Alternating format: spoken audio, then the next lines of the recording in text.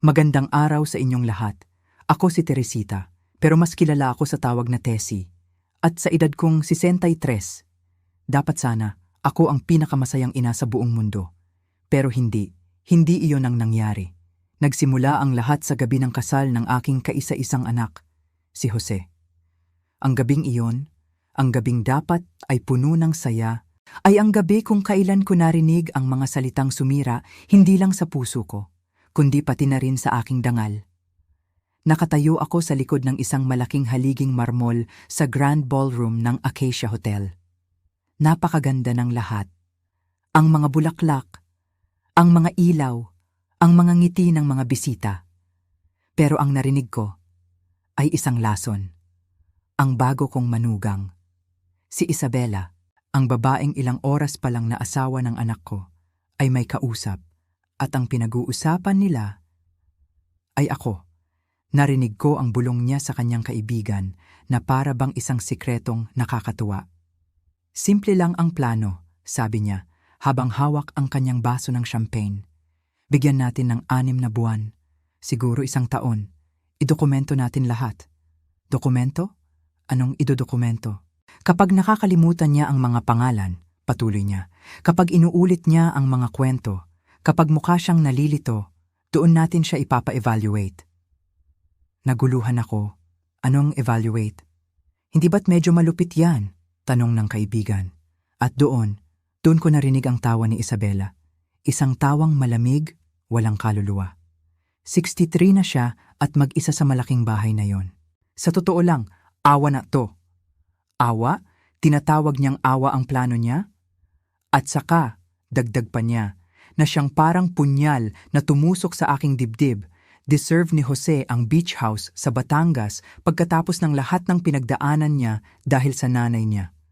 Ang beach house, ang aking beach house. Sa sandaling iyon, para akong binuhusan ng malamig na tubig. Ang lahat ng ingay sa paligid, ang musika, ang tawanan ng mga kamag-anak, ay biglang nawala. Ang tanging naririnig ko na lang ay ang mabilis na tibok ng aking puso. Ang anak ko, ang aking anak, ay kasabwat sa planong itapon ako na parang isang basahan para lang makuha nila ang isang ari-arian. Ang hiya, ang kahihiyan na naramdaman ko. Na ang sarili kong pamilya ay tinatrato ako na parang isang sagabal, isang problema na kailangang alisin, ay halos ikamatay ko. Walang utang na loob. Iyan ang salitang paulit-ulit na tumatakbo sa isip ko. Walang utang na loob. Dumiretso ako sa bar, umorder ng double shot ng alak, at ngumiti sa lahat na parang walang nangyari. Dahil iyon ang ginagawa nating mga ina, hindi ba? Ngumingiti tayo kahit durog na ang ating puso. Ngumingiti tayo para pagtakpan ang sakit, ang kahihiyan. Sa loob ng 30 taon, mula nang pumanaw ang aking asawang si Ricardo, ginampanan ko ang papel ng isang ilaw ng tahanan. Ako ang nag-iisa. Mag-isa kong pinalaki si Jose. Tiniis ko ang mga gabing walang tulog noong may sakit siya. Ipinagpaliban ko ang sarili kong mga pangarap para lang maibigay ko ang lahat ng kanyang pangangailangan. Nagtrabaho ako ng husto, hindi para sa sarili ko, kundi para sa kanya, para sa kinabukasan niya. Ibinenta ko ang ilang alahas na minana ko pa sa aking ina para lang makapagtapos siya sa isang magandang unibersidad. Kapag kinakapos siya, ako ang unang tumutulong. Kapag nalulugi ang kanyang maliit na negosyo, ako ang sumasalo. Maging ang bahay na tinitirhan niya ngayon kasama si Isabela, ang bahay na akala nila ay sa kanila, ay bahay na binili ko mula sa sarili kong ipon. Ipinahiram ko sa kanya ng walang bayad sa loob ng 2 taon para lang makabangon siya. Ako ang nagbayad para sa magarbong kasal na ito. Ang mga bulaklak, ang pagkain, ang lugar, lahat galing sa aking bulsa. Ginawa ko ang lahat ng iyon dahil mahal ko ang anak ko. Gusto kong maging masaya siya. Pero para sa kanila, para kay Jose at lalo na kay Isabela, ako ay isang ingay lang sa paligid. Isang anino sa kanilang perpektong buhay. Isang matandang babae na nariyan lang para mag-abot ng pera kapag kailangan. Walang pakialam. Iyon ang nakita ko sa mga mata ni Jose sa mga huling buwan. Wala na siyang pakialam kung kumusta ako, kung malungkot ba ako, kung kailangan ko ng kausap. Ang mahalaga lang sa kanya ay kung ano ang sasabihin ni Isabela, kung ano ang gusto ni Isabela. At ngayon, nalaman ko kung ano talaga ang gusto niya. Gusto niyang kunin ang lahat. At ang paraan niya ay ang ipamukha sa lahat na ako ay wala na sa tamang pag-iisip. Isang matandang ulyanin na kailangan ng ikulong. Habang nakatayo ako roon, umiinom ng aking alak, pinanood ko sila. Si Jose, tumatawa sa isang biro ng kanyang bagong asawa. Si Isabela, nakangiti ng napakatamis sa aming mga kamag-anak. Isang perpektong mag-asawa. At ako ang kanilang susunod na biktima. Pero mali sila ng akala. Umalis ako sa party nang hindi nagpapaalam. Naglakad ako palabas na dala lang ang aking purse. Pero ang hindi nila alam, ang hindi alam ng kahit sino, ay ang laman ng purse na iyon. Hindi ito basta pitaka lang. Nasa loob nito ang susi sa aking lihim na yaman. Bago pumanaw ang aking asawang si Ricardo, mayroon siyang iniwang isang trump card para sa akin. Isang huling testamento na hindi kailanman nakita ni Jose. Isang dokumento na nagpapatunay na lahat ng mahahalagang ari-arian, kasama na ang beach house sa Batangas na nagkakahalaga ng mahigit 100 milyong piso, at ang lahat ng aming investments ay nasa ilalim lamang ng aking pangalan. Akin lang. Sa batas, ako lang ang may karapatang magdesisyon. Si Ricardo ay isang matalinong tao. Marahil, nakita na niya noon pa man ang kahinaan ni Jose. Nakita niya na madali itong mabulag ng pag-ibig o ng kasakiman. Kaya't tiniyak niyang protektado ako. Sa loob ng maraming taon, itinago ko ang sikretong ito. Hindi dahil sa ayaw kong magtiwala sa aking anak, kundi dahil umaasa akong hindi ko na kakailanganing gamitin ito. Umaasa akong mamahalin niya ako at rerespetuhin hindi dahil sa pera, kundi dahil ako ang kanyang ina. Pero ang gabing iyon, binago ng gabing iyon ang lahat. Ang matandang babae na gusto nilang itapon, ang lola na akala nila ay madali lang lokohin, ay biglang nagising. Ang tupa na akala nila ay handa ng katayin, ay magiging isang mangangaso. Hindi na ako ang biktima. Ako na ang magtatakda ng mga patakaran. Sila ang naging pawn sa sarili nilang laro. At ang unang hakbang ko ay ang bawiin ang lahat ng akala nilang sa kanila. Hindi ito tungkol sa paghihiganti. Hindi lang ito tungkol sa pera o sa mga bahay. Ito ay tungkol sa aking dangal. Ang dangal ko bilang isang ina, bilang isang babae, bilang si Teresita Cooper. Gusto nilang tanggalin iyon sa akin. Gusto nilang gawin akong pipi at walang boses sa sarili kong buhay. Ngayon, babawiin ko ang higit pa sa aking mga bahay. Babawiin ko ang aking dangal. At bibigyan ko sila ng isang leksyon na ikukwento pa nila sa kanilang mga apo. Kung magkakaroon man sila, hindi ako mananahimik. I will not stay silent. Maririnig ng lahat ang kwentong ito. Malalaman ng lahat kung paano sinusubukan ng ilang tao na samantalahin ang kanilang mga magulang. Ang mga taong nagbigay sa kanila ng lahat. Ang hustisya, minsan mabagal. Pero palagi itong dumarating. At sa pagkakataong ito, ako mismo ang maghahatid nito sa kanilang pintuan. Kung nakaramdam ka na ng pagiging estranghero sa sarili mong tahanan.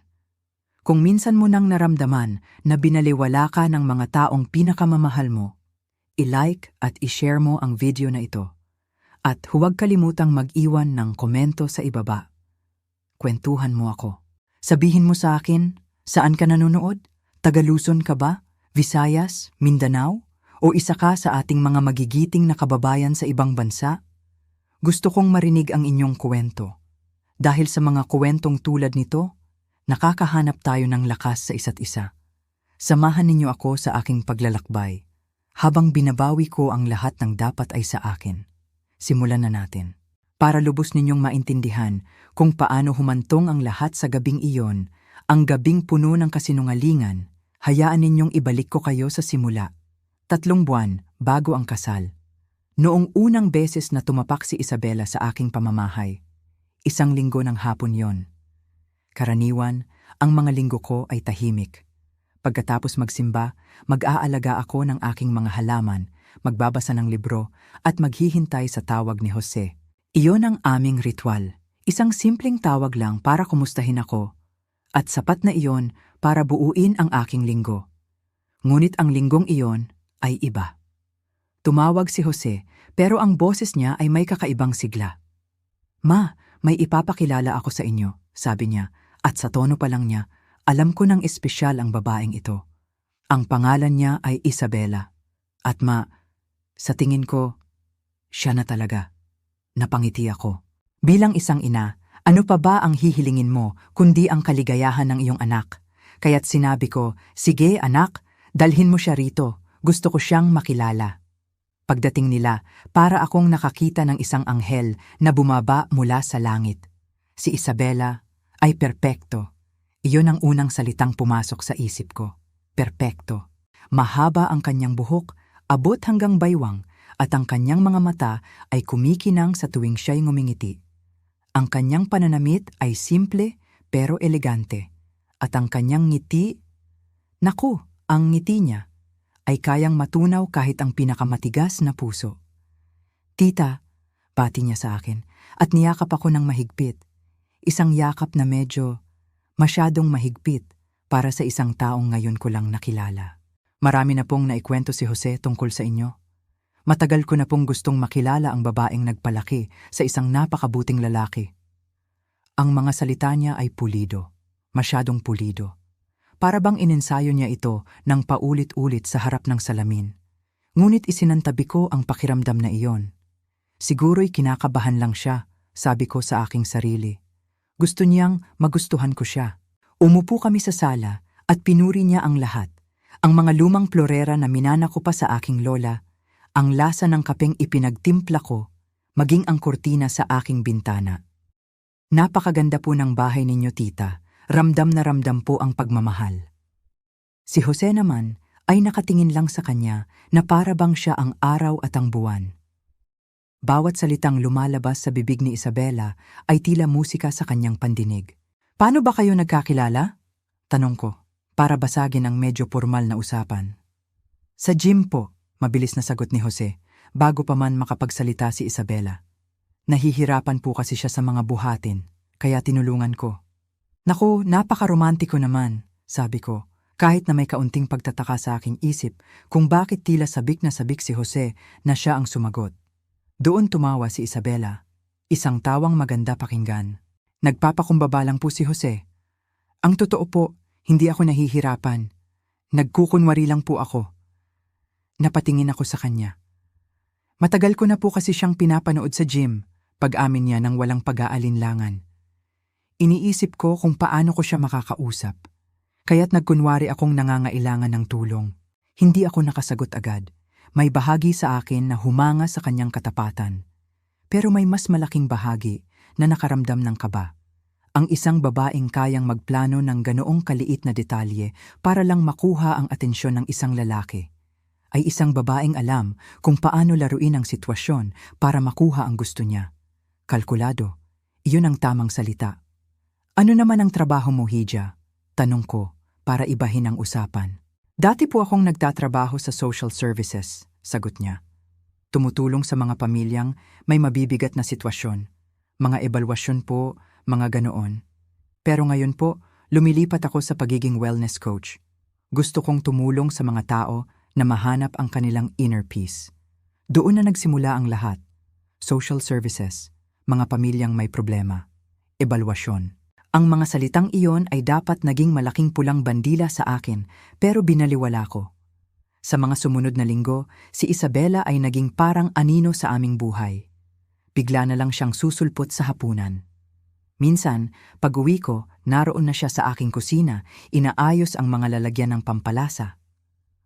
"Para mas efficient po, tita," paliwanag niya, na may kasamang matamis na ngiti. Nagsimula siyang magbigay ng mga payo na hindi ko naman hinihingi. "Tita Tessie," sabi niya isang gabi habang naghuhugas ng pinggan, "nabanggit po ni Jose na kayo ang humahawak ng lahat ng investments niyo. Hindi po ba kayo napapagod? Sa edad niyo po, dapat ay nagpapahinga na lang kayo." "Sanay na ako, Hija," sagot ko. "Pinamamahalaan ko na ang pera bago ka pa man ipanganak." Opo naman, sabi niya. Ang ibig ko lang sabihin, baka po pwedeng si Jose na ang tumulong sa inyo para mabawasan ang stress nyo. Si Jose? Ang anak kong 3 beses humingi sa akin ng pera noong nakaraang taon para lang bayaran ang kanyang credit card? Si Jose, na walang kaalam-alam sa stock market? Ang pinakamasakit sa lahat ay ang panoorin si Jose na unti-unting nagbabago. Ang aming ritual tuwing linggo ay biglang nawala. Kapag tumatawag ako, laging may dahilan. Pagod po, ma. May lakad po kami ni Isabela. Masyado pong busy. Isang araw, tinanong ko siya ng diretsyo. Anak, may problema ba? Bakit parang iniiwasan mo ako? Nagatubili siya. Ma, sabi po kasi ni Isabela, hindi raw malusog para sa isang lalaking kaedad ko ang masyadong nakadepende sa ina. Kailangan ko raw pong magkaroon ng sarili kong buhay na hiwalay sa inyo. Depende? Siya na 2 taon nang nakatira sa pool house ko ng libre. Ay tinatawag na depende ang 1 beses na tawag sa 1 linggo? Pero wala akong sinabi. Kinimkim ko ang lahat. Dahil iyon ang ginagawa nating mga ina. Lumulunok tayo ng masasakit na salita at umaasang isang araw magigising ang ating mga anak sa katotohanan. Pero minsan, ang pag-asa ay hindi sapat. Ang maskara, gaano man kaganda, ay may mga siwang. At sa mga siwang na iyon, nagsimula kong makita ang tunay na mukha ni Isabela. Ang mukha ng isang mangangaso na matiyagang naghihintay sa kanyang biktima. At ang biktima niya ay hindi lang ako, kundi pati na rin ang aking anak. Ang pagbabago ay hindi nangyari sa isang iglap. Ito ay dahan-dahan na parang lason na unti-unting kumakalat sa ugat ng aming pamilya. At ang lason na iyon ay may pangalang Isabela. 2 linggo pagkatapos ng usapan namin ni Jose tungkol sa pagiging depende niya, inanunsyo niya ang kanilang malaking plano. Ma, napagdesisyonan na po namin ni Isabela na magsama na sa isang bahay. Mabuti yan, anak, sabi ko, sinusubukang maging masaya para sa kanya. Saan naman kayo titira? Doon niya sinabi ang mga salitang nagpatigil sa aking mundo. Naalala niyo po yung bahay niyo sa Quezon City? Yung pinapaupahan niyo dati? Naisip po namin, perfect yon para sa amin. Gustong-gusto po ni Isabela ang lugar. Ang bahay na yon, ang bahay na binili ko bilang investment property 3 taon na ang nakalipas. Ang bahay na ipinagamit ko sa kanya pansamantala noong nilimas ng dati niyang girlfriend ang lahat ng kanyang ipon. Ang bahay na dapat ay pansamantala lang.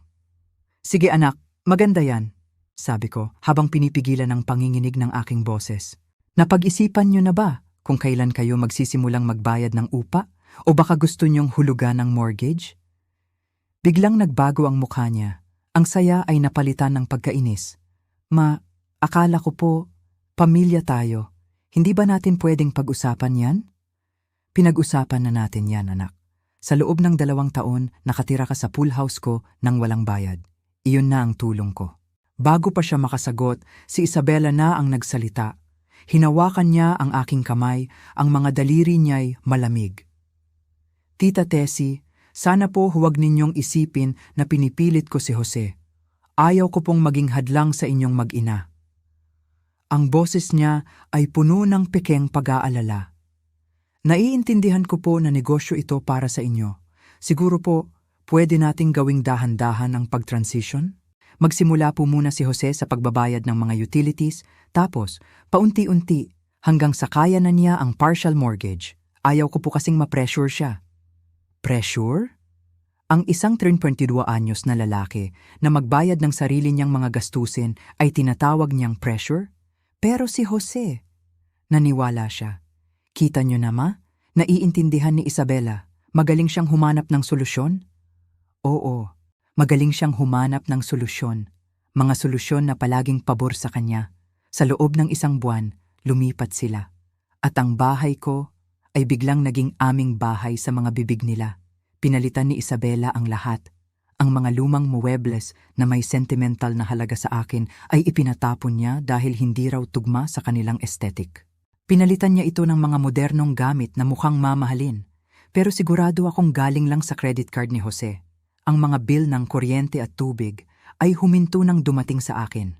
Pero ang bayad para sa mga ito ay hindi kailanman dumating. Ang bayad sa mortgage ay nanatiling isang pangako. Isang araw, tinawagan ko si Jose para kumustahin ang mga bayarin. Si Isabela ang sumagot. Ay, hi tita, nasa shower po si Jose. May problema po ba? Kinukumusta ko lang ang usapan natin tungkol sa mga bayarin sa bahay, sabi ko. Ay, opo, pasensya na po tita. Medyo naging magastos po kasi ang paglipat namin. At ang pag-transition ni Isabela sa bago niyang career. Iniisip po namin, kung pwede po kayang sa susunod na buwan na lang kami magsimula. Kami. Ginamit niya ang salitang kami na para bang sila ay isang matatag na institusyon at hindi dalawang taong 4 na buwan pa lang magkakilala. Sige, sabi ko. Sa susunod na buwan.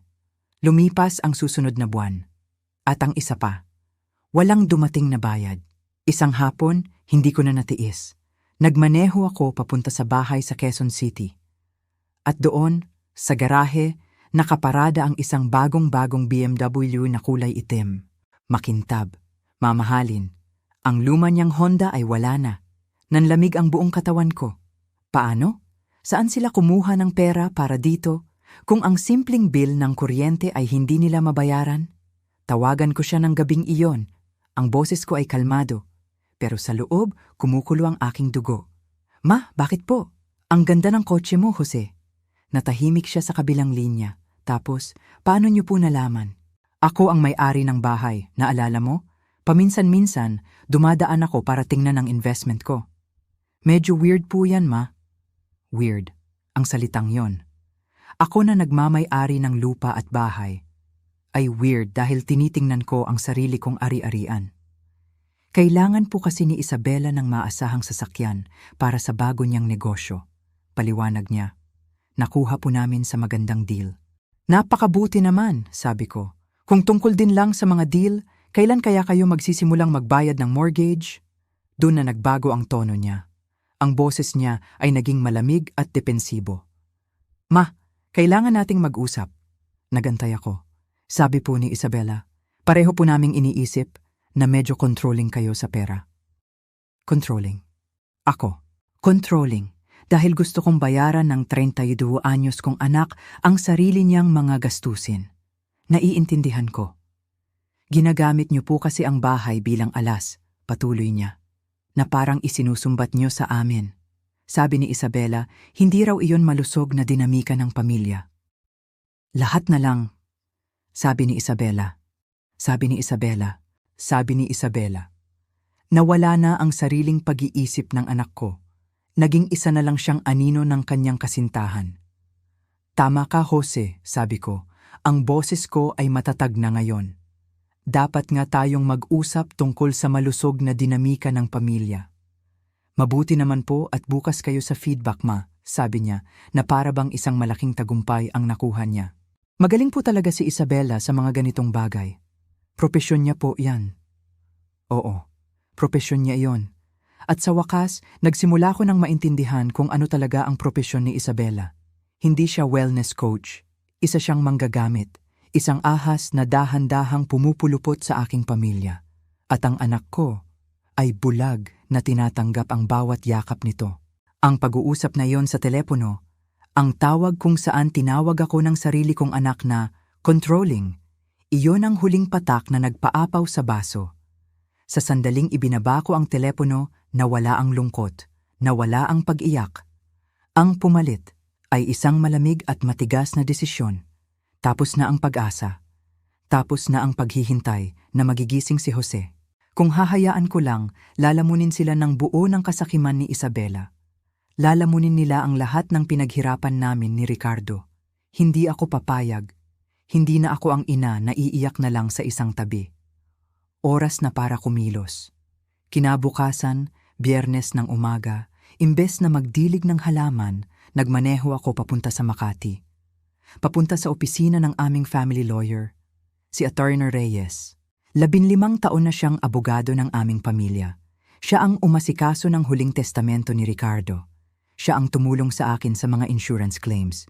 Siya ang gumawa ng lease agreement para sa pool house ni Jose. Kilala niya ang aming pamilya, kaya't alam kong magugulat siya sa sasabihin ko. Pagpasok ko sa kanyang opisina, Ang amoy ng mga lumang libro at katad ang sumalubong sa akin. Isang amoy na nagbibigay ng pakiramdam ng katatagan. Umupo ako sa silyang nasa harap ng kanyang malaking lamesa. "Teresita," bati niya, "mabutit na padalaw ka. May problema ba?" Tumingin ako ng diretso sa kanyang mga mata. Gusto kong ibenta ang mga ari-arian ko. Napatigil siya sa pag-aayos ng kanyang mga papel. "Mga ari-arian? Alin sa mga ito?" "Lahat ng malalaki," sabi ko. "Ang bahay sa Quezon City at ang beach house sa Batangas." Isinandal niya ang kanyang likod sa kanyang silyang katad. Tinitigan niya ako, sinusubukang basahin ang aking ekspresyon. "Teresita, sigurado ka ba rito?" "Siguradong sigurado, attorney." "Maaari ko bang itanong kung ano ang nag-udyok sa biglaang desisyong ito?" Tanong niya ng may pag-iingat. Pwede ko sanang ikwento sa kanya ang lahat. Ang bulong na narinig ko sa kasal na hindi pa nangyayari. Ang BMW, ang mga hindi nabayarang bill. Ang paraan ng pagsasalita sa akin ng aking anak na para bang ako ay isang istorbo. Pero sa halip, sinabi ko, 63 na ako, attorney. Gusto ko nang gawing simple ang aking portfolio. Ayoko na ng sakit ng ulo. Ito ay mga napakalaking ari-arian, Teresita, paalala niya. Ang beach house pa lang ay nagkakahalaga na ng mahigit 100 milyong piso. 115 million pesos. 115 milyong piso. Iyon ang halaga ng pangarap namin ni Ricardo. At iyon ang halagang gustong nakawin ni Isabela. Kaya nga gusto kong maibenta ito ng maayos at ng tahimik, mariin kong sabi. Tumango siya ng dahan-dahan. Palagay ko'y hindi ito alam ni Jose. Maraming inaakala si Jose, attorney. Iyan ang bahagi ng problema. Siyempre, bilang tagapagmana mo, may karapatan siyang malaman. Hindi kung hindi pa ako patay, putol ko sa kanya. Ang parehong ari-arian ay nasa pangalan ko lamang. Magagawa ko ang anumang gusto ko sa mga ito. Sa legal na aspeto, oo, pag-amin niya. Pero Teresita, isipin mo ang magiging epekto nito sa pamilya. Doon ko na hindi napigilan ang sarili ko. Tumingin ako sa kanya at ang lahat ng sakit at galit na kinimkim ko ay lumabas sa aking boses. Attorney Reyes, ano po ang tingin ninyo sa mga taong kinakagat ang kamay na nagpapakain sa kanila? Natahimik siya sandali, tapos sumagot siya ng mahinahon. Sa tingin ko, hindi sila dapat magtaka kapag itinigil na ang pagpapakain. Eksakto, kumuha siya ng kanyang legal pad at ballpen. Ang kanyang pagiging abogado ay bumalik na. Gaano kabilis mo gustong maibenta ang mga ito? Gusto ko ng malinis at mabilis na transaksyon. Ipresyo ninyo para mabilis mabili. Hindi na mahalaga sa akin ang pinakamataas na kita. Ang mahalaga ay mawala na sila sa aking pangalan. Saan mo gustong ideposito ang mga kikitain? Sa isang bagong account, sa ibang bangko. Ibibigay ko sa inyo ang detalye sa susunod na linggo. Isinulat niya ang lahat. At si Jose? Kailan mo sasabihin sa kanya? Napaisip ako sandali. Ang tiyempo, ang mga kahihinatnan, ang satisfaksyon na makita ang isang taong binaliwala ka, na biglang matuklasan kung ano talaga ang nawala sa kanila. Sasabihin ko sa kanya kapag kailangan na niyang malaman. Tinaas niya ang isang kilay, pero hindi na nagkomento pa. Matagal na kaming magkakilala para malaman niya na kapag buo na ang desisyon ko, wala nang makakapigil pa. Nang akmang tatayo na ako, may naalala ako. May isa pa po akong hihilingin, attorney. Ano yon? Gusto kong ipaimbestiga ninyo ang isang tao para sa akin. Ang pangalan niya ay Isabela Santos. 28 taong gulang. Dating nagtrabaho sa social services. Tumingin siya sa akin. May partikular na dahilan ba? Tawagin na lang po nating kakaibang kutob ng isang ina. Nagdagdag siya ng isa pang tala sa kanyang pad. Magkakaroon ako ng impormasyon para sa iyo sa susunod na linggo. Paglabas ko sa kanyang opisina, pagtapak ko sa abalang kalsada ng Makati, nakaramdam ako ng kakaibang gaan. Gaan ng pakiramdam na hindi ko naramdaman sa loob ng maraming buwan. Hindi dahil sa pagbebenta ng mga ari-arian. Masakit iyon, lalo na ang beach house. Kundi dahil sa wakas, kumikilos na ako. Hindi na ako nagre-react lang. Gusto ni Isabela na makipaglaro sa isang matandang walang laban. Malalaman niya na ang matandang ito ay may sariling mga alas na hindi pa niya nakikita. Tapos na ang pagiging biktima. Panahon na para maningil. Ang paghihintay ay isang uri ng pakikidigma. Sa loob ng halos 2 buwan pagkatapos ng pag-uusap namin ni Atty. Reyes, ang buhay ko ay naging isang tahimik na larangan ng digmaan. Araw-araw, hinihintay ko ang pagsabog. Alam kong darating ito. Hindi ko lang alam kung kailan at paano. Sa panahong iyon, tuluyan nang naputol ang aming ugnayan ni Jose. Ang kasal na dapat sana'y magbubuklod sa aming pamilya ay naging isang pader na humarang sa aming pagitan. Hindi na siya tumatawag. Hindi na rin ako tumatawag. Anong sasabihin ko? Anong sasabihin niya? Ang bawat salita ay magiging isang bala. Kaya't pinili namin ang katahimikan. Isang malamig at mabigat na katahimikan. Samantala, sa likod ng lahat, ang aking plano ay umaandar na. Linggo-linggo, may update si Atty. Reyes. Mabilis na nakahanap ng bibili para sa bahay sa Quezon City. Isang batang pamilya na naghahanap ng kanilang unang tahanan. Ang beach house naman sa Batangas ay nakuha ng isang dayuhang negosyante na matagal nang naghahanap ng bakasyunan. Ang mga transaksyon ay mabilis, malinis, tahimik, tulad ng gusto ko. Isang Huwebes ng umaga, habang nagkakape ako sa aking hardin, tumunog ang aking telepono. Numero ni Jose. Huminga ako ng malalim. Heto na, ito na ang pagsabog. Hello, Jose, sabi ko. Pinipilit na maging kalmado ang aking boses. Ang boses sa kabilang linya ay hindi kalmado. Ito ay mataas at puno ng gulat at galit. Ma, kailangan nating mag-usap. Ngayon din. Walang kumusta ka, walang magandang umaga. Diretso sa punto. Magandang umaga rin sa'yo, anak, sabi ko. Kumusta ka? Huwag na po tayong magganyanan, ma. Pwede po ba kayong pumunta rito? Wala si Isabela. Para makapag-usap tayo ng pribado. Pribado. Ang salitang iyon. Ibig sabihin, wala ang kanyang amo. Wala ang babaeng bumubulong ng mga kasinungalingan sa kanyang tainga. Interesante. Sige, papunta na ako. Nagmaneho ako papunta sa bahay sa Quezon City ng dahan-dahan. Bawat kanto, bawat puno, ay tila nagpapaalam sa akin. Ito na ang huling beses na pupunta ako sa bahay na ito bilang may-ari. Ang BMW ni Isabela ay wala sa garahe. Pero ang bagong pickup truck ni Jose, isa pang kamakailang bili na siguradong hindi niya kayang bayaran, ay nakaparada roon, kumikinang sa ilalim ng araw. Bago pa ako kumatok, bumukas na ang pinto. Si Jose, ang buhok niya ay magulo. Ang kanyang damit ay lukot na para bang doon na siya natulog. Ang kanyang mga mata ay namumula. Nakatanggap kami ng notice, sabi niya, walang anumang pagbati. Isang official notice, ibebenta raw ang bahay, pinapaalis kami sa loob ng 30 araw. Pumasok ako sa sala, nilagpasan siya. Nagdekorasyon na naman pala si Isabela. Ang lahat ngayon ay puti at kulay abo. Walang buhay, parang isang ospital. Umupo ako sa isa sa mga bagong sofa. Napakapagtataka naman, sabi ko, habang tinitingnan ang paligid. Sino raw ang nagbebenta? Tumingin siya sa akin na para bang tumubo ang isa ko pang ulo. Ma, wag na po kayong magbiro. Alam na alam niyo kung sino ang nagbebenta nito. Tumingin ako sa kanya ng diretso. Walang ngiti, walang galit. Ibinenta ko ang aking bahay. May pagkakaiba yon, Jose. Ito ang tahanan namin, ma.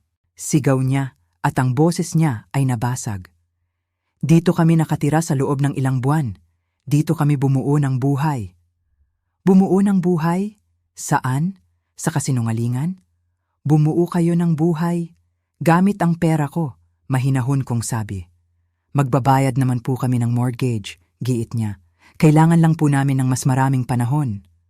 Hindi pa ba sapat ang 6 na buwan? Tanong ko. 6 na buwan ng libreng tirahan. 6 na buwan ng mga pangakong napako. May mga gastusin po kami. Ang kasal, ang negosyo ni Isabela, ang mga kotse. Mga kotse. Plural. Ilang kotse ba ang kailangan ng 2 tao, Jose? Napahilamos siya sa kanyang mukha. Hindi po iyon ang punto. Ang punto po, hindi niyo kami pwedeng basta paalisin ng walang abiso. Sa totoo lang, pwede, sabi ko.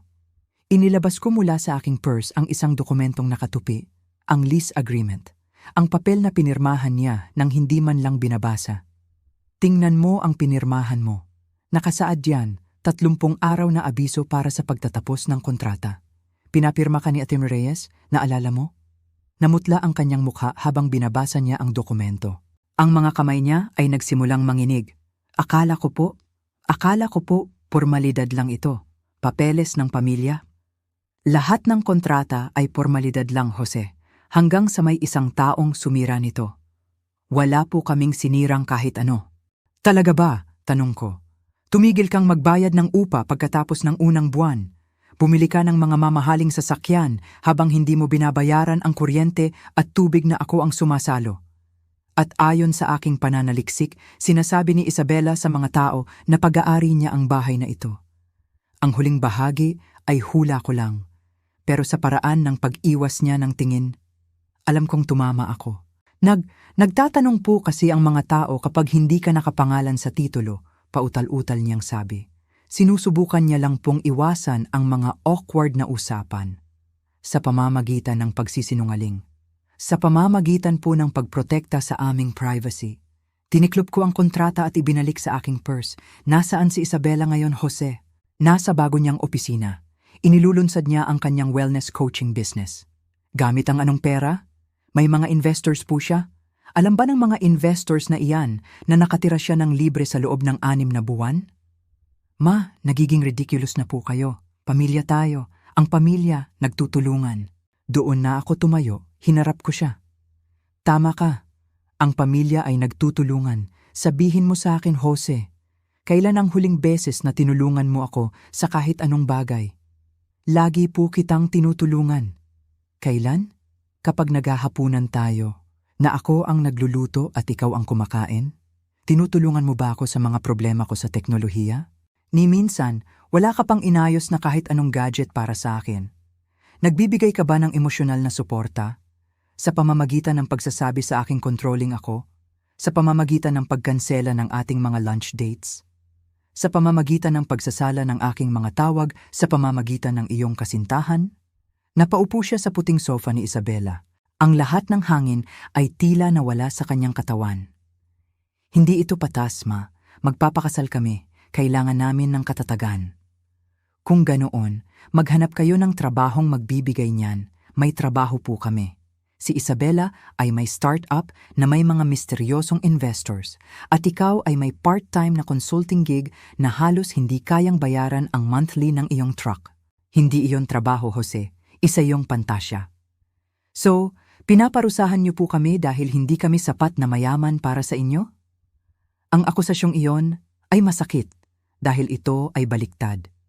Pinoprotektahan ko ang aking sarili mula sa mga taong ang tingin sa akin ay isang bank account, imbes na isang tao. Hindi po totoo yan, hindi ba? Kailan ang huling beses na tumawag ka para lang kumustahin ako? Hindi para humingi ng pera o para magreklamo tungkol sa aking pag-uugali, kundi para lang tingnan kung okay lang ang nanay mo. Binuksan niya ang kanyang bibig. Pagkatapos ay isinara itong muli. Eksakto, naglakad na ako papunta sa pinto. Makakahanap ka rin ng paraan. Anak, malikhain ka kapag kinakailangan. Huminto ako bago buksan ang pinto. Lumingon ako sa kanya sa huling pagkakataon. At Jose. Tumingin siya sa akin, ang kanyang mga mata ay puno ng pagkalito at sakit. Nabenta na rin ang beach house. Baka kasi inaasahan iyon ni Isabela para sa kanyang retirement fund. Ang tunog ng pagtawag niya sa aking pangalan ay sumunod sa akin hanggang sa aking sasakyan. Ngunit hindi ako lumingon. Sa unang pagkakataon sa loob ng maraming taon, ako na ang may hawak ng manibela. Ang katahimikan pagkatapos ng bagyo ay minsan mas nakakabingi kaysa sa mismong kulog. Sa loob ng 3 linggo pagkatapos ng aming pag-uusap sa Quezon City, wala akong narinig mula kay Jose. Walang tawag, walang text, para akong nagkaroon ng multong anak. Alam kong nariyan siya, pero hindi ko na siya maramdaman. Inaasahan ko na ito. Alam kong nasaktan ko siya. Alam kong winasak ko ang perpektong buhay na binuo niya kasama si Isabela. Ngunit ito ay isang sakit na kailangan niyang maramdaman. Isang gamot na mapait, ngunit kinakailangan para gumaling. Isang hapon, habang nag-aayos ako ng mga lumang litrato, tumunog ang aking telepono. Isang hindi pamilyar na numero. Nag-atubili akong sagutin, pero sinagot ko pa rin. Hello? Si Tessie ba ito? Ang boses sa kabilang linya ay malamig at matigas. Walang pagbate. Walang peking init na nakasanayan ko. Si Isabela. Oo, sino ito? Kahit na alam ko na. Si Isabela ito? Kailangan nating mag-usap. Hello, Isabela. Kumusta ang paghahanap ng bagong matitirhan?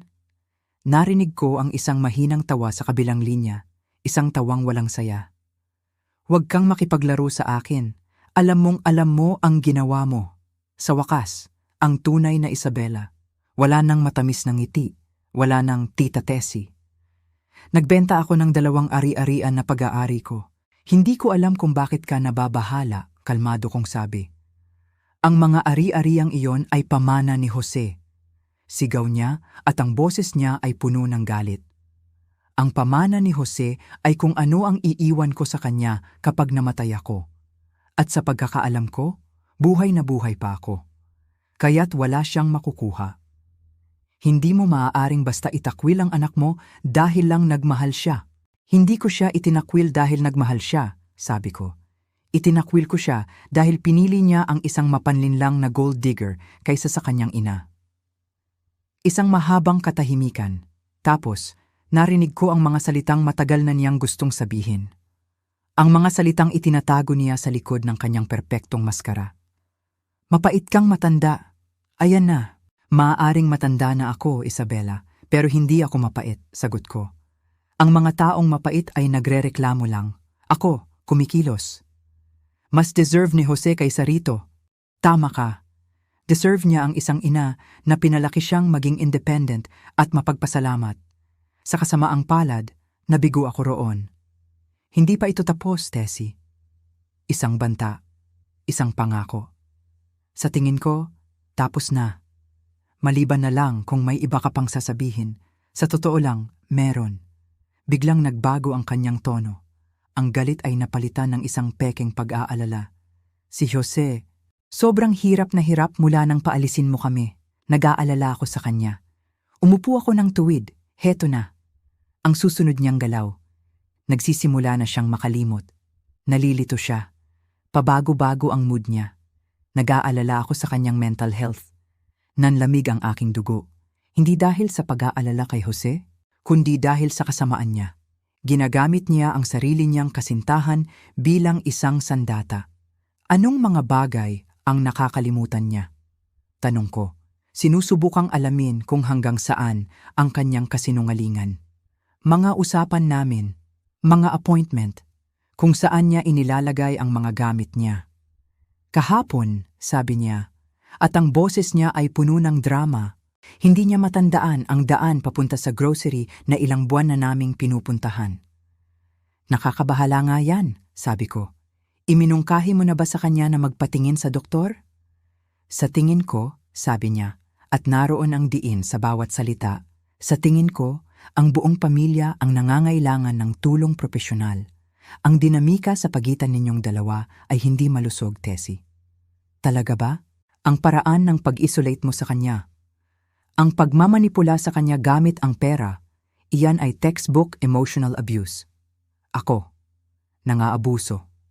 Ang ina na nagbigay ng lahat ay inaakusahan ngayon ng pang-aabuso. Profesional kong hinaharap ang mga ganitong sitwasyon. Alam ko ang mga senyales, mayabang niyang sabi. At ano ang inirerekomenda mo? Family therapy. Sa isang taong espesyalista sa pangangalaga sa matatanda at dysfunction ng pamilya. Pangangalaga sa matatanda. Elder care, inilalagay na niya ako sa kategoryang iyon. Ang matandang ulyanin na kailangang pamahalaan. Ang matandang hindi na mapagkakatiwalaan sa sarili niyang mga desisyon. Napakabuti mo namang mag-isip, Isabela, sabi ko. Pag-iisipan ko yan. Mabuti, padadalhan kita ng mga referral. Mga doktor na talagang nakakaintindi sa komplikasyon ng pagtanda at mga relasyon sa pamilya. Sigurado akong gagawin mo nga. Pagkatapos kong ibaba ang telepono, matagal akong nakaupo sa aking kusina. Ang katahimikan ay nakakabingi. Pinoproseso ng aking isip ang lahat, para akong naglalaro ng chess. At si Isabela ay nagpakita na ng kanyang susunod na galaw. Inaayos na niya ang mga piyesa. Gumagawa siya ng isang naratibo, isang kwento para sa mga doktor, para sa mga hukom, para sa mundo. Ang kwento ay ganito. Isang anak na nalilito at may problema sa pag-iisip. Isang mapanlinlang na ina na gumagamit ng pera para kontrolin at i-isolate ang kanyang anak. Elder abuse. Mga alalahanin sa mental health. Magaling siya. Napakagaling niya. Ngunit nagkamali siya. Isang malaking pagkakamali. Binalaan niya ako. Ipinakita niya sa akin ang kanyang mga baraha. At ngayon, alam ko na kung paano ko siya tatalunin sa sarili niyang laro. Hindi siya nag-iisa na marunong magplano. Ang pagkakaiba lang, ang plano ko ay nakabase sa katotohanan. Ang paghihintay pagkatapos ng tawag ni Isabela ay ibang klase. Hindi na ito isang tahimik na paghihintay. Ito ay isang paghahanda para sa isang bagyo na alam kong parating. Araw-araw paggising ko, iniisip ko, ngayon na ba ang araw? Sinimulan kong ayusin ang aking mga papeles. Kinausap ko ulit si Athena Reyes. Sinabi ko sa kanya ang lahat. Maghanda ka, attorney, sabi ko. Susubukan nilang ipamukha na wala na ako sa sarili. Isang Martes ng umaga, sa kalagitnaan ng Nobyembre, habang nagtitimpla ako ng kape, narinig ko ang tunog ng mga sasakyan sa aking driveway. Hindi lang isa, kundi 3. Sumilip ako sa bintana. Ang pickup truck ni Jose, isang itim na sedan na hindi ko kilala. At isang puting van, walang marka. Pero alam ko kung anong uri ito. Isang van na ginagamit para sa mga pasyente. Huminto ang pagtibok ng aking puso. Ngayon na ang araw. Tumunog ang doorbell. Huminga ako ng malalim, inayos ang aking sarili at binuksan ang pinto. Nakatayo sa aking beranda si Jose. Sa tabi niya, si Isabela na may ekspresyong puno ng pekeng awa. Sa likod nila, isang babaeng naka-uniforme ng nurse at isang lalaking nakasuit na may dalang clipboard. Ma, kailangan nating mag-usap, sabi ni Jose, at ang boses niya ay nanginginig. Hindi niya ako matingnan sa mata. Magandang umaga sa inyong lahat, sabi ko, sinusubukang maging normal ang aking boses. Ang dami ninyo naman para sa isang Martes ng umaga. Ang lalaking nakasuit ang humakbang pasulong. Ang kanyang mukha ay seryoso, walang emosyon. Ginang Cooper, ako po si Dr. Franklin mula sa Serenity Springs Mental Health Facility.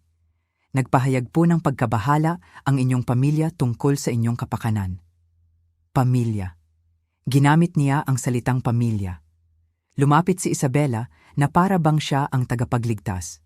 Tessie, sabi niya, at ang pagtawag niya sa aking unang pangalan sa harap ng mga estranghero ay isang sinadyang galaw para ipakitang malapit kami. Nandito kami dahil mahal ka namin. Sinabi ni Jose kay Dr. Franklin ang mga nakakabahalang gawi na ipinapakita mo. Tulad ng ano? Tanong ko habang nakatingin kay Jose.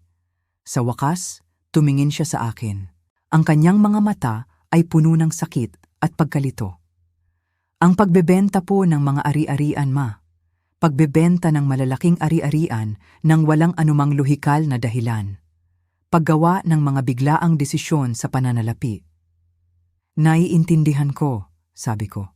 At nakakabahala iyan sa iyo dahil hindi po yon normal, nabasag ang kanyang boses. Ibinenta niyo po ang mga bahay namin, ma. Iniwan niyo kaming walang matitirhan. Hindi po iyon makatwirang pag-uugali. Tumingin si Dr. Franklin sa kanyang clipboard. Ginang Cooper, mayroon po ba kayong iniinom na gamot sa kasalukuyan? Bitamina lang. May mga pagbabago po ba sa inyong pagtulog, pagkain, o mood? Maayos akong matulog, malakas kumain, at ang totoo, mas gumanda pa nga ang mood ko nitong mga nakaraang buwan. Nabanggit po ng inyong anak na kayo ay naging isolated, pinuputol ang ugnayan sa pamilya. Naging mapili lang ako sa mga taong pinaglalaanan ko ng aking oras, sagot ko. Ang babaeng naka-uniforme ng nurse ang humakbang pasulong. Ginang Cooper, ako po si Nurse Patricia. Nandito po kami para tumulong. Minsan po kasi, habang tayo'y tumatanda, Hindi natin napapansin ang mga pagbabago sa ating sariling pag-uugali. Tiningnan ko siya. Mukha siyang mas bata pa kay Jose. Ilang taon ka na, Patricia? Nagulat siya sa tanong ko. Hindi po iyon relev. 63 na ako. Putol ko sa kanya. Ilang taon ka na? 34 po. Kung ganoon, ipapaliwanag mo ang pagtanda sa isang taong halos 30 taon na ang tanda sa'yo? Umayos ng ubo si Dr. Franklin, halatang naiilang. Ginang Cooper, ang inyong pamilya ay nagbigay ng dokumentasyon ng mga nakakabahalang insidente. Pagkalimot, pagkalito, hindi angkop na mga desisyon sa pananalapi. Anong dokumentasyon? Doon inilabas ni Isabela ang kanyang alas, ang kanyang telepono. Nirecord ko ang ilan sa ating mga usapan, Tessie. Sabi niya, ang boses niya ay malumanay, ngunit may diin. Ang mga sinabi mo, hindi makatwiran. Maaari ko bang marinig ang mga recording na iyan? Hindi ito isang paglilitis, ma, sabi ni Jose. Sinusubukan ka naming tulungan. Sa pamamagitan ng pag-ambush sa akin kasama ang mga estranghero? Sa pamamagitan ng pagkuha sa iyo ng pangangalagang kailangan mo, mariing sabi ni Isabela. Maaaring suriin ka ng maayos ni Dr. Franklin para matiyak na ligtas ka. Ligtas mula saan? Mula sa iyong sarili, sabi ni Isabela. Mula sa paggawa ng mga desisyon na nakakasakit sa iyo at sa lahat ng nagmamahal sa iyo. Tiningnan ko ang aking anak, ang aking munting batang lalaki, ang batang umiiyak kapag iniiwan ko sa kindergarten. Ang batang nagsabing ako ang kanyang best friend hanggang sa dumating si Isabela. Jose, tingnan mo ako. Sa wakas, sinalubong niya ang aking tingin. Naniniwala ka ba talagang wala na ako sa tamang pag-iisip? Hindi siya sumagot agad. Lumingon siya kay Isabela na para bang humihingi ng permiso. Tumango si Isabela ng bahagya. Bumaling ulit si Jose sa akin. Naniniwala po akong kailangan niyo ng tulong, ma. At naniniwala akong alam ni Isabela kung paano kayo matutulungan. Iyon na. Ang huling pag-asa ko ay nawala na. Hindi na siya ang aking anak. Isa na siyang sundalo ni Isabela. Huminga ako ng malalim. Tumingin ako kay Dr. Franklin. Ano po ba ang eksaktong plano ninyo? Isang 72 oras na panahon ng ebalwasyon. Magsasagawa kami ng ilang pagsusuri at tutukuyin ang pinakamahusay na paraan ng paggamot. At kung tatanggi ako, maaaring magpetisyon ang inyong pamilya para sa isang emergency commitment kung naniniwala silang panganib ka sa iyong sarili o sa iba. Tiningnan ko silang lahat. Ang mukha ni Isabela ay nagpapahayag ng simpatiya ngunit determinasyon. Si Jose ay mukhang miserable ngunit desidido. Si Dr. Franklin ay mukhang bored na para bang isa lang itong ordinaryong araw ng pag-pick up ng pasyente. Magkano ang halaga ng ebalwasyon na ito? Tanong ko. Wala akong insurance na sumasakop sa mga psychiatric facilities. Sino ang magbabayad? Hindi mapakali si Jose. Hahanapan po natin ng paraan, ma. Gamit ang anong pera? Hindi mo nga kayang magbayad ng upa. Ang mahalaga ay matulungan ka, sabi ni Isabela. Tama, matulungan ako. Sa gastos na iba ang sasalo, tumango ako. Sige, mag-iimpake lang ako ng gamit. Isang malaking ginhawa ang bumalatay sa mukha ni Jose. Salamat po, ma. Ito po ang tamang gawin. Sigurado akong tama nga ito, anak. Umakyat ako sa aking silid. Habang naglalagay ng damit sa maleta, gumawa ako ng 3 mabilis na tawag. Ang una ay kay Attorney Reyes. Nangyayari na. Tandaan mo ang usapan natin. Kung hindi ako makatawag sa loob ng 1 linggo, isagawa mo ang lahat. Ang pangalawa ay sa aking bangko para sa aking safety deposit box. Ang pangatlong tawag ay para sa aking huling alas. Ang taong hindi alam ni Isabela na kilala ko. Detective Cruz, si Teresita Cooper po ito. Sa tingin ko, oras na para mag-usap tayo tungkol sa kapatid ninyo. Bumaba ako na dala ang aking maleta. Ang bagyo ay dumating na, ngunit hindi nila alam na ako mismo ang bagyo. Ang Serenity Springs Mental Health Facility ay hindi mukhang isang bilangguan, pero iyon ang pakiramdam. Ang mga pader ay kulay puti. Ang sahig ay makintab. May mga motivational posters na nakasabit sa bawat sulok na may mga salitang tulad ng pag-asa at pananampalataya. Pero ang lahat ng iyon ay isang palabas lang. Isang magandang palamuti para pagtakpan ang tunay na layunin ng lugar, ang itago ang mga taong nakakaabala. Pagdating namin, iniwan ako ni Dr. Franklin sa pangangalaga ng ibang doktor. Isang batang babae na mukhang pwede ko nang maging apo. Ang pangalan niya ay Dr. Patricia Summers. Ang kanyang ngiti ay propesyonal, ngunit ang kanyang mga mata ay walang emosyon. "Ginang Cooper," sabi niya, habang tinitingnan ang aking file. "Ako po ang magsasagawa ng inyong ebalwasyon. Naiintindihan ko po na ang inyong pamilya ay nababahala sa ilang mga pagbabago sa inyong pag-uugali." Umupo ako sa silyang nasa harap ng kanyang mesa.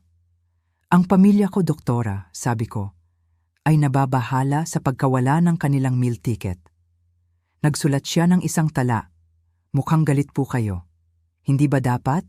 Kung ikaw ang nasa posisyon ko, doktora, hindi ka ba magagalit?" Ang galit po, Mrs. Cooper, ay minsan sintomas ng mga underlying cognitive issues, lalo na sa mga pasyenteng kaedad ninyo. Pasyente. Ginamit na niya ang salitang iyon. Pasyente na ako ngayon. "Doktora Summers, gaano ka nakatagal sa propesyon na ito?" tanong ko. 5 taon na po. At sa loob ng 5 taon, ilan ng alitan sa pamilya tungkol sa pera ang nakita mong isindisfraz bilang isang mental health crisis? Napatigil siya sa pagsusulat. Tumingin siya sa akin at sa isang saglit, nakita ko ang isang kislap ng pag-unawa. O siguro, guni-guni ko lang iyon.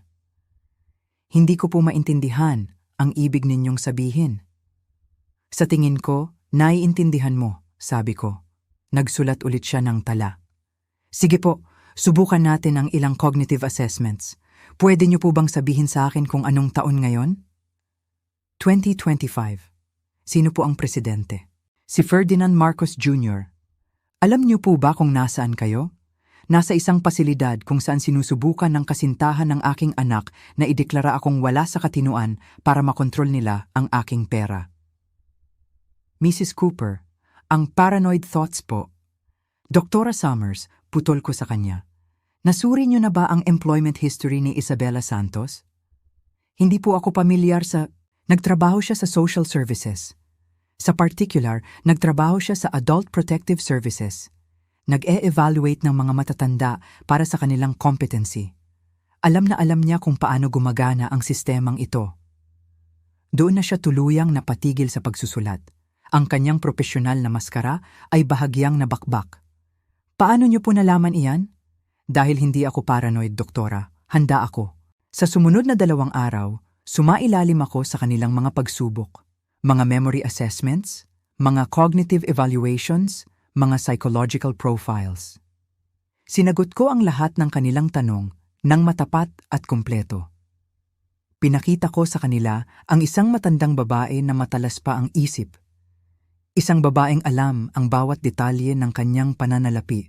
Isang babaeng malinaw na naaalala ang bawat pangyayari sa kanyang buhay. Pero hindi lang iyon ang ginawa ko. Nakipagkaibigan din ako. Si Nurse Angela. Isang babaeng nasa mga 50 anyos na may ngiting laging abot-tenga at mga matang nakakita na ng lahat. 15 taon na siya sa Serenity Springs. "Naku, iha," sabi niya sa akin isang umaga habang kinukuha ang aking blood pressure. "Napanood ko na ang pelikulang ito. Magandang babae, matandang lalaking may pera, mga kapamilyang biglang nagkakaroon ng pag-aalala." "Paano ito karaniwang nagtatapos?" tanong ko. "Depende sa kung gaano katalino ang target," sabi niya. "Kadalasan, nakukuha ng pamilya ang gusto nila. Ang matanda ay binibigyan ng gamot para tumahimik. Ang mga ari-arian ay naililipat." "Kadalasan?" ngumiti si Angela. "Minsan, ang matanda ay mas matalino pa sa inaakala ng lahat." "Hypothetically," sabi ko, "ano ang gagawin ng isang matalinong matanda?" "Hypothetically," sabi niya, habang nagkukunwaring inaayos ang aking kumot. Idodokumento niya ang lahat. Bawat usapan, bawat test, bawat interaksyon, hihingi siya ng kopya ng kanyang medical records. Sisiguraduhin niyang may isang tao sa labas na alam ang lahat ng nangyayari. "Matalinong payo," sabi ko. 30 taon pa bago ako magretiro, Mrs. Cooper, sabi niya. Marami akong nakikitang inhustisya na hindi ko kayang ayusin. Pero minsan, natutulungan ko ang tamang tao na ayusin ang sarili niya. Sa aking ikatlong araw, pumasok si Angela sa aking silid, dala ang isang malaking Manila envelope. May dumating para sa'yo, legal mail. Binuksan ko ito. Nasa loob ang lahat ng ipinangako ni Atty. Reyes. Ang kumpletong kasaysayan ng trabaho ni Isabela. 3 dating trabaho na nagtapos sa mga alegasyon ng elder abuse. 2 kasong sibil na tahimik na naayos.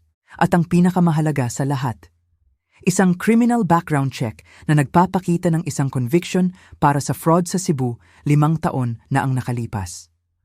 Mayroon ding isang sulat kamay mula kay Detective Danny Cruz. Ginang Cooper, si Isabela ay aking kapatid sa ama. Matagal ko nang sinusubukang buuin ang isang kaso laban sa kanya.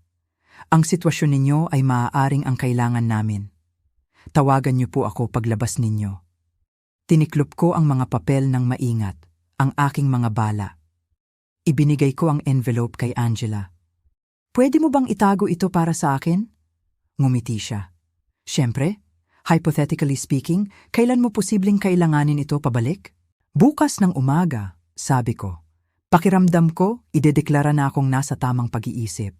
Natawa si Angela. Nakakatuwa kung paano nangyayari ang mga bagay-bagay, no? Si Dr. Summers ang naghatid ng balita. Halata sa kanyang mukha ang pag-aatubili at siguro isang kurot ng respeto. Ginang Cooper, natapos ko na po ang inyong ebalwasyon. Bagamat nagpapakita kayo ng mga senyales ng stress at ilang nakakabahalang desisyon, wala po akong nakikitang ebidensya ng cognitive impairment o mental illness na nangangailangan ng patuloy na paggamot. Napakagulat naman, sabi ko, na may bahagyang sarkasmo. Gayunpaman, sa tingin ko po ay makakatulong ang family counseling. Ang dinamika sa pagitan ninyo at ng inyong anak ay tila komplikado. Sigurado akong ganun nga. Ang inyong anak at si Isabela ay narito na po para sunduin kayo. Siyempre, narito na sila para sunduin ang kanilang premyo o ang akala nilang premyo. Niyakap ako ni Jose sa lobby, isang yakap na pilit na para bang may kamera na nakatutok sa amin. Masaya po akong okay na kayo, ma. Nag-alala po talaga kami. Talaga ba? Si Isabela ay nakatayo sa tabi niya, ang perpektong ngiti ay bumalik na sa kanyang mukha. Welcome back, Tessie. Sana'y mas maganda na ang pakiramdam ninyo. Mas maganda na. Salamat sa iyo, sabi ko. Sa pickup truck ni Jose, humarap sa akin si Isabela mula sa harapang upuan. Sa tingin ko, may natutunan tayong lahat sa karanasang ito. Napakahalaga talaga ng komunikasyon sa pamilya. Lubos akong sumasang-ayon, sabi ko. Naiisip ko, baka pwede tayong maghapunan mamayang gabi? Magsimula muli. Isang hapunan, isang selebrasyon para sa kanilang tagumpay, o ang akala nilang tagumpay. Maganda yan. Bakit hindi kayo pumunta sa bahay ko mga 7:00? Nagkatinginan sila ni Jose. Sigurado po ba kayong kaya niyong magluto, ma? Ngumiti ako. Huwag kayong mag-alala. Hindi ako ang magluluto. Mag-o-order ako mula sa bagong restaurant sa bayan. Great, sabi ni Isabela. Magdadala kami ng wine. Perfect. Iniwan nila ako sa aking bahay na may mga pangakong magkikita kami mamaya. Kumaway ako mula sa aking beranda hanggang sa mawala sila sa paningin. Pagpasok ko sa loob, kinuha ko ang aking telepono at sinimula ng mga tawag. Ang huling yugto ng aking plano. Ang una ay kay Detective Cruz. Nakalabas na ako. Kailan tayo pwedeng magkita? Ang sagot niya, bakit hindi pa ngayon? Magdadala ako ng backup. Ang pangalawa ay kay Atty. Reyes. Isagawa mo na ang lahat, ngayong gabi. Ang pangatlo ay kay Angela sa Serenity Springs. Kailangan ko ng kopya ng lahat mula sa aking file, bawat tala, bawat resulta ng test, bawat usapan. Ang sagot niya, nakakopya na at selyado. Ihahatid ko dyan mamayang hapon. Ang pang-apat ay sa catering company. Kailangan ko ng hapunan para sa 8 tao, ihatid ng 6:30. Isang bagay na kahanga-hanga, walang problema sa pera. Ginugol ko ang buong hapon sa pag-aaral ng mga dokumento at paghahanda. Ang aking bahay, ang aking tahanan, ay magiging isang entablado. Ang entablado para sa huling akto ng dula ni Isabela. Pero sa pagkakataong ito, ako na ang direktor. Ang oras ay tumatakbo na parang isang countdown. 6:30, dumating ang pagkain mula sa catering. Sapat para sa isang maliit na hukbo. Inayos ko ang mga ito sa aming malaking hapagkainan. Isang piging para sa isang pagtatapos. 6:45, dumating ang dalawang hindi markadong sasakyan. Pumarada sila ng tahimik sa tapat ng aking bahay. Si Detective Danny Cruz at ang kanyang dalawang kasama. Pumasok sila sa loob at umupo kami sa sala, naghihintay. Eksaktong 7:00 ng gabi, kumatok sa aking pinto sina Jose at Isabela. Ang kanilang mga anino sa salamin ng pinto ay mukhang masaya at walang kamalay-malay. "Tuloy kayo," sigaw ko mula sa sala. "Nandito kami." Pumasok sila, tumatawa sa isang bagay na kanilang pinag-uusapan. Si Isabela ay may dalang isang mamahaling bote ng red wine. "Tessie, ang bango ng pagka..." Napatigil siya. Ang ngiti sa kanyang mukha ay unti-unting nawala nang makita niya ang mga bisita ko. Ang kanyang mga mata ay nanlaki. Ang bote ng alak ay halos mabitawan niya. Ang hitsura sa mukha ni Isabela nang makita niya si Detective Cruz ay sulit sa bawat sentimong ginastos ko. Sulit sa bawat luhang pumatak. "Hello, Isa," bati ni Detective Cruz. Ang boses niya ay kalmado, ngunit may bigat. "Matagal na rin tayong hindi nagkita." Nalito si Jose. Tumingin siya sa akin, pagkatapos ay sa mga lalaking hindi niya kilala. "Ma, anong nangyayari? Sino po sila?" Tumayo ako. Ito na ang sandali. Ang sandali ng katotohanan. "Jose, ipakilala ko sa iyo si Detective Danny Cruz." Huminto ako sandali para sa epekto. Ang kapatid ni Isabela sa ama. Ang perpektong composure ni Isabela ay tuluyang nabasag, para siyang isang manikang porselana na nahulog at nabiyak. "Danny, anong ginagawa mo rito?" "Trabaho ko," simpleng sagot ng detective. "Ginang Cooper, kayo po ba ang magpapaliwanag o ako na?" "Ako na," sabi ko. Humarap ako sa aking anak, ang aking nalilitong anak. "Jose, ginawa na ito ni Isabela dati. 3 beses na alam natin. Target niya ang mga lalaking may mayayamang kapamilya. Minamanipula sila para ihiwalay sa kanilang pamilya. At pagkatapos ay gumagawa ng isang mental health crisis para makuha ang kontrol sa mga ari-arian." "Kalokohan yan," sabi ni Jose, pero ang kanyang boses ay walang paninindigan. Ang kanyang mga mata ay nakatitig kay Isabela, naghahanap ng isang sagot. "Talaga ba?" tanong ko. "Detective Cruz, maaari mo bang ibahagi ang iyong mga natuklasan?" Tumayo ang detective. Para siyang isang hukom na maghahatid ng sentensya. Si Isabela Santos, kilala rin bilang Isabela Wells at Isabela Martinez, ay nasa ilalim ng investigasyon para sa elder fraud sa 3 estado. Nahatulan siya sa Nevada, 5 taon na ang nakalipas dahil sa pagkuha ng lahat ng pensyon ng isang 4 taong gulang na lalaki. Tinitigan ni Jose si Isabela. Ang mukha niya ay puno ng pagtataka. "Totoo ba yon?" "Komplikado," sabi ni Isabela. Ang boses niya ay nanginginig. "Ang kasong iyon, may mga hindi pagkakaunawaan." "Paano si Margaret Thornfield sa Arizona?" patuloy ng detective. 83 anyos, ipinasok sa isang pasilidad matapos makumbinsi ng kasintahan ng kanyang pamangkin na wala na sa katinuan ang kanyang tiyahin. Ang tiyahin na namatay sa pasilidad na iyon 3 buwan pagkatapos ipirma ang kanyang mga ari-arian. "Iba yon," bulong ni Isabela.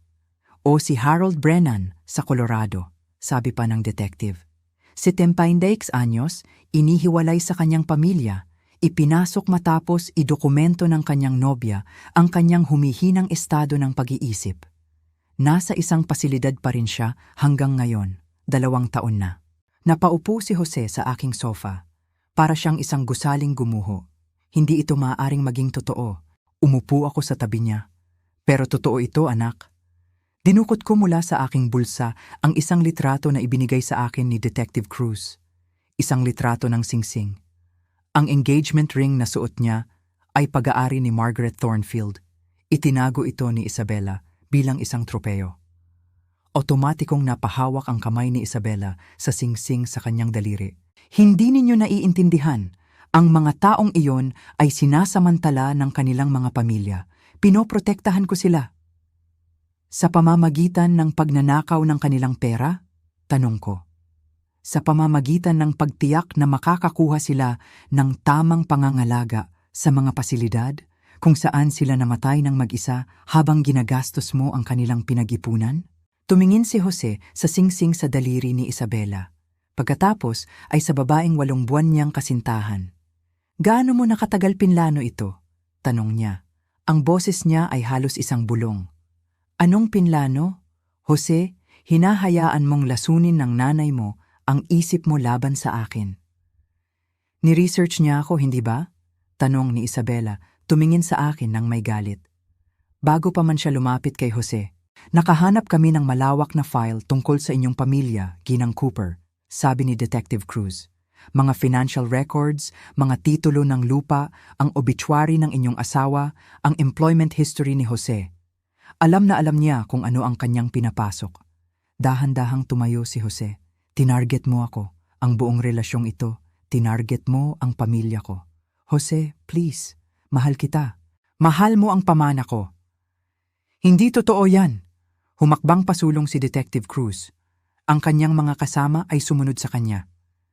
Isabela Santos, arestado ka para sa conspiracy to commit fraud, pamemeke ng mga medikal na dokumento at elder abuse. Habang binabasa ng detective ang kanyang mga karapatan, ang Miranda rights, tuluyan ng inalis ni Isabela ang kanyang pagkukunwari. Ang pekeng awa, ang pekeng pag-ibig ay nawala na. Ang pumalit ay purong galit. Tumingin siya sa akin, ang kanyang mga mata ay nag-aapoy. Akala mo nanalo ka na? Ungol niya. Hinding-hindi ka patatawarin ng anak mo dito. Sinira mo ang buhay niya para lang patunayan na mas matalino ka sa akin. Tiningnan ko siya, hindi nang may galit, kundi nang may awa. Hindi, mahinahon kong sabi. Iniligtas ko ang buhay niya at ang sarili ko. Tahimik na nanood si Jose habang isinasakay nila si Isabela sa kotse ng pulis. Nang mawala na ang mga sasakyan, nang bumalik na ang katahimikan sa aking tahanan, lumingon siya sa akin. Ang kanyang mukha ay basang-basa ng luha. Ang malakas na lalaki na nakita ko kanina ay naging isang batang lalaki ulit. Ma, sabi niya, patawarin niyo po ako. Ang hapunan na inihanda ko ay hindi na namin nagalaw. Ang piging ay para pala sa pagbagsak ng isang reyna. Ang pekeng reyna. Lumipas ang 6 na buwan. 6 na buwan ng dahan-dahang paghilom. Nakatira na ako ngayon sa isang bago at mas maliit na kondo sa tabi ng dagat. Hindi ito kasing laki ng beach house na ibinenta ko, pero ito ay sa akin. At ito ay mapayapa. Tuwing umaga, pinapanood ko ang pagsikat ng araw habang umiinom ng kape. Tuwing hapon, pinapakinggan ko ang alon. Dito, natagpuan kong muli ang aking kapayapaan. Si Isabela ay nahatulan ng 5 taong pagkakakulong. Sabi ni Detective Cruz, dapat daw ay mas mahaba pa, ngunit bahagi na raw ng sistema ang mga plea bargain. Inutusan din siyang magbayad sa mga dati niyang biktima, kahit na alam naming malamang ay hindi na nila makikita ang kanilang pera. Ang pinakamahalaga, narinig kong pinalabas na mula sa pasilidad si G. Harold Brennan at nakasama ng muli ang kanyang tunay na pamilya. Minsan, ang hustisya ay mabagal, ngunit dumarating ito. Si Jose, ang aking anak, ay unti-unti nang bumabangon. Tumawag siya kaninang umaga. May bago na siyang trabaho. Isang tunay na trabaho na may regular na sahod at health insurance. Lumipat siya sa isang maliit na apartment na kaya niyang bayaran.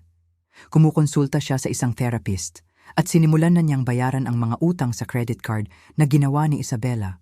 I'm trying, ma, sabi niya sa akin. Talagang sinusubukan ko pong bumawi. Alam ko, anak, sagot ko. At proud ako sa'yo. Nagkikita kami para maghapunan isang beses sa isang buwan. Nung una, medyo awkward. May pader pa rin sa aming pagitan. Ngunit habang tumatagal, unti-unti itong natutunaw. Ang tiwala ay mangangailangan ng mahabang panahon para muling mabuo. Pero sinusubukan namin. Sa gabing iyon, sa aking bahay. Pagkatapos nilang arestuhin si Isabela, tinanong ako ni Jose, Ma, paano niyo po ako mapapatawad? Tiningnan ko siya at sinabi ko ang katotohanan. Jose, pinatawad na kita sa sandaling naintindihan mo ang nangyari, pero ang pagpapatawad ay hindi nangangahulugang paglimot. Kailangan niyang matandaan, kailangan naming parehong matandaan, kung gaano kami muntik nang mawalan ng lahat. Hindi lang pera, lahat. Madalas akong tanungin ng mga tao kung nagsisisi ako. Ang sagot ko ay simple. Hindi. May natutunan akong mahalagang bagay. Ang pagiging ina ay hindi nangangahulugang pagiging doormat. Ang pagmamahal sa mga anak ay hindi nangangahulugang pagtanggap sa pang-aabuso.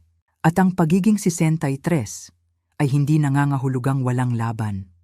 Nakita ni Isabela ang isang madaling target. Isang biyudang nag-iisa na gagawin ang lahat para sa kaligayahan ng kanyang anak. Tama siya sa kalahati. Isa akong biyuda at mahal ko ang aking anak. Ngunit hindi ako nag-iisa at tiyak na hindi ako madali. Kaya't sa gabing ito, habang pinapanood ko ang paglubog ng araw, itinaas ko ang aking baso ng alak. Isang tahimik na pagpupugay para sa mga ina sa lahat ng dako na natutunan ang pagkakaiba sa pagitan ng pag-ibig at pagkonsinti. Para sa mga anak na natagpuan ang daan pabalik. At para sa mga pangalawang pagkakataon na minsan ay dumarating sa anyo ng isang pagtatapos. Ang pagiging ina ay nangangahulugang pagmamahal ng walang kondisyon. Ngunit nangangahulugan din ito na alam mo kung kailan titigil sa pagpapakain sa kamay na kumakagat sa iyo. Salamat sa pakikinig. Ang pangalan ko ay Tessie at ito ang aking kwento.